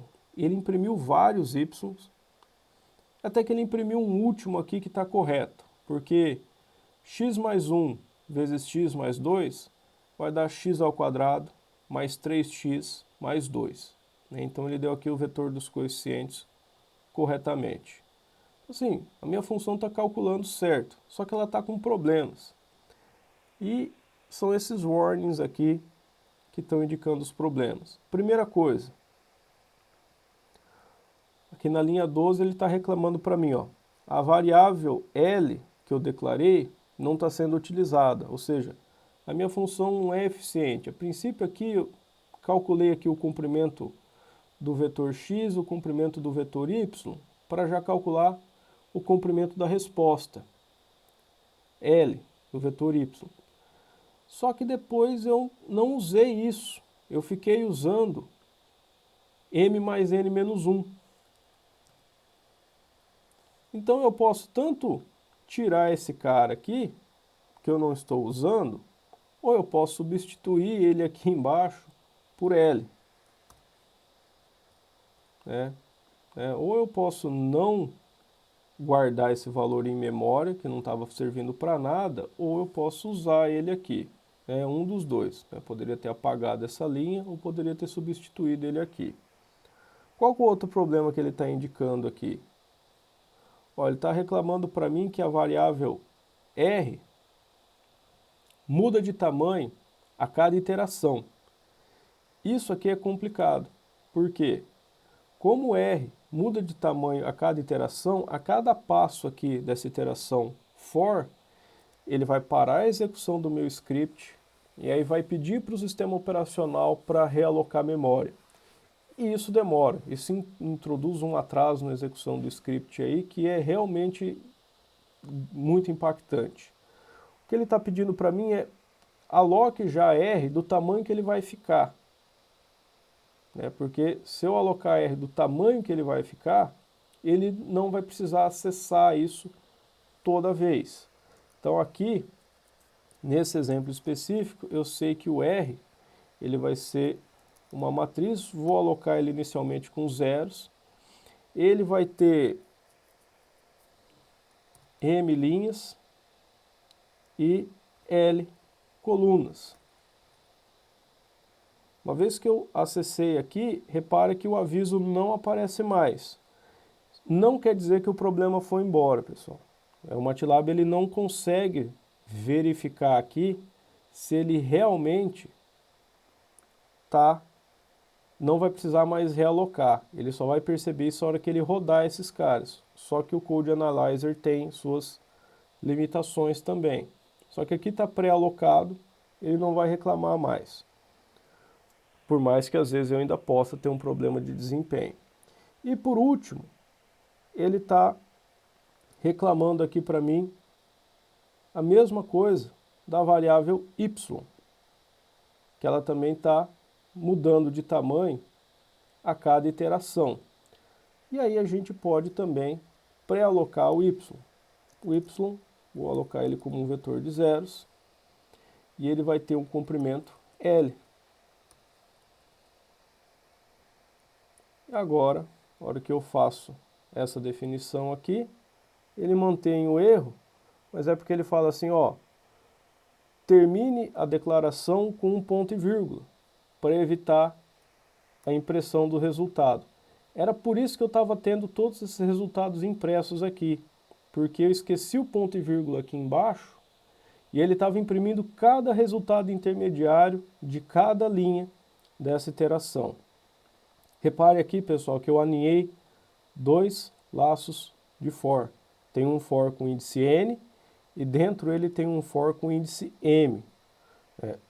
Isso aqui, pessoal, é possível ser feito? É uma boa solução? Não. Isso daqui, em termos de eficiência computacional, é péssimo.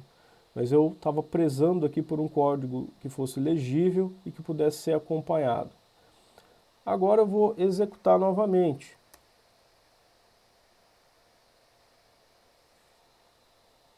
Opa, acho que eu cometi algum engano aqui na hora que eu...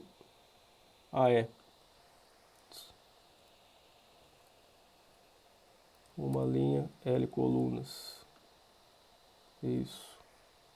Acabei que eu tinha cometido um engano lá, ele gerou uma matriz para mim.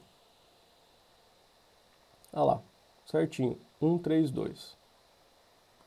Então, a função myconv, ela funciona. E eu fui resolvendo aqui os probleminhas que o MATLAB foi trazendo para ela. Ela é eficiente computacionalmente? Tem como testar. Vou fazer um contador aqui. O MATLAB tem esses comandos tick-tock e ele vai contar o tempo da execução entre cada um deles. E aqui no final eu vou usar a função interna do próprio MATLAB mesmo para fazer isso. Então, deixa eu suprimir a entrada aqui e aqui também fazer um tic toque. Vou executar eles agora.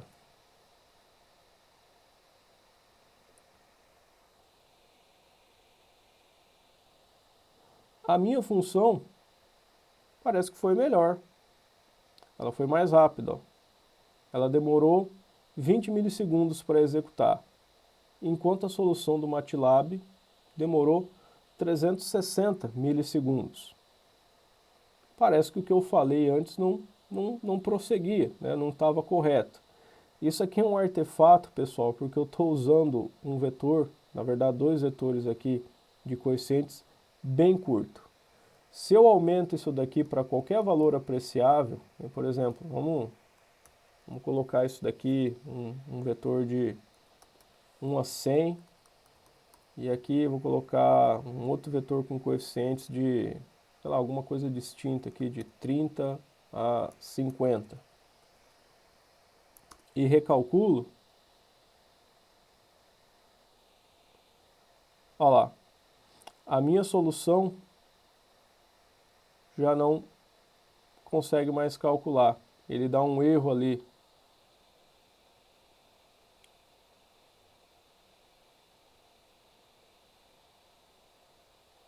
Enquanto a função do MATLAB está correta. Ou seja, não apareceu aqui para mim, mas dentro dessa função que eu criei, ainda tem um erro de runtime.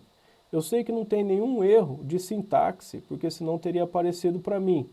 Mas na definição aqui, ou do vetor R, do seu tamanho inicial, ou de Y, na declaração prévia, ou aqui em algum lugar dessa indexação, tem algum erro, né? Porque a função não funcionou, né? Ela não foi adequada, enquanto a função do MATLAB rodou sem problemas. Repara que ele não calculou o tempo de execução aqui, porque deu o erro e ele interrompeu a execução aqui. Ele nem fez o outro toque. Às vezes esse problema não pode ser de código, pode ser de memória. Deixa eu usar vetores um pouquinho menores para verificar se ainda consigo observar. Não. Ou seja, eu ainda tenho um erro de runtime aqui em algum lugar na definição da minha variável. Então, pessoal, basicamente, a definição da minha função, melhor dizendo.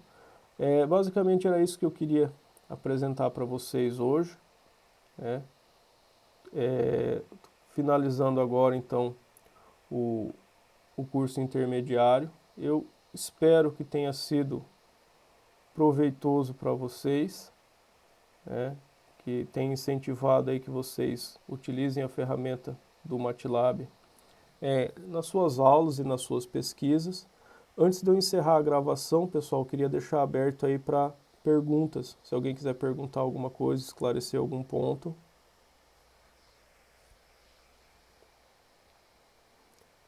Não, pessoal, vou encerrar a gravação, né?